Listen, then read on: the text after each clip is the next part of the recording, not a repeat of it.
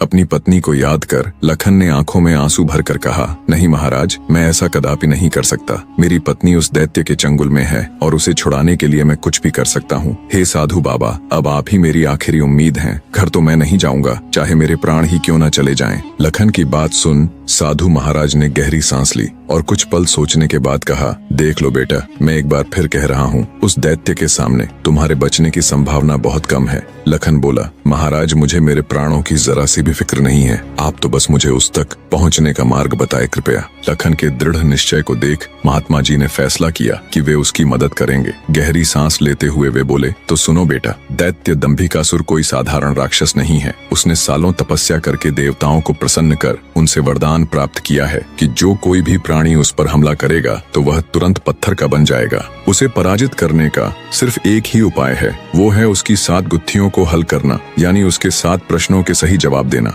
अगर तुम्हारे एक भी जवाब से वो संतुष्ट नहीं हुआ, अर्थात तुमने गलत जवाब दिया, तो भी तुम तुरंत पत्थर के बन जाओगे। उसके हर एक सवाल के हर सही जवाब के साथ उसकी शक्ति कम होती चली जाएगी और उसके सभी 7 प्रश्नों का ठीक ठीक जवाब देने पर अंततः वो शक्तिहीन हो जाएगा। फिर तुम उसके ऊपर आक्रमण कर उसे पराजित कर सकते हो। पर बेटा, वो बिना शक्तियों के भी बहुत बलशाली है, तुम फिर भी उसका मुकाबला नहीं कर पाओगे। महात्मा जी की बात सुन और दैत्य दंभिकासुर को पराजित करने का पूरा उपाय जान। डर की लहर के साथ लखन का पूरा शरीर झनझना जाता है, पर फिर वो अपनी पत्नी को याद कर दैत्य दंभिकासुर के पास जाने का निर्णय लेता है। लखन ने महात्मा जी के चरण छूकर कहा, महाराज, मैं तैयार हूँ, कृपया मुझे उस दैत्य के पास जाने का मार्ग बताएं। महात्मा जी ने लखन को आशीर्वाद देते हुए दैत्य दंभिकासुर की गुफा का रास्ता बता दिया। दृढ़ निश्चय कर एक अदम्य जोश के साथ लखन दंभिकासुर की गुफा की ओर चल पड़ता है। कुछ देर तक कठिन यात्रा करने के बाद लखन उस भयानक गुफा के द्वार पर पहुंच जाता है। वह अपनी तलवार निकालकर गर्जना करता है, दंभिकासुर बाहर आ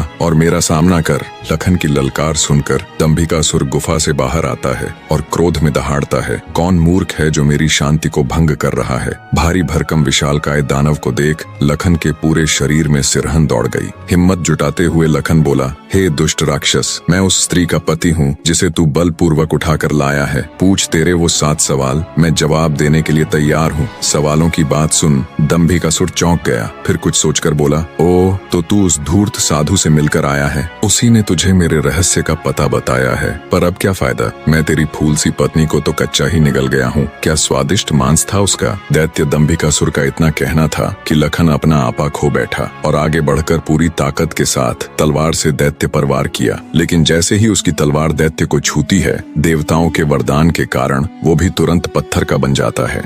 बने रहे।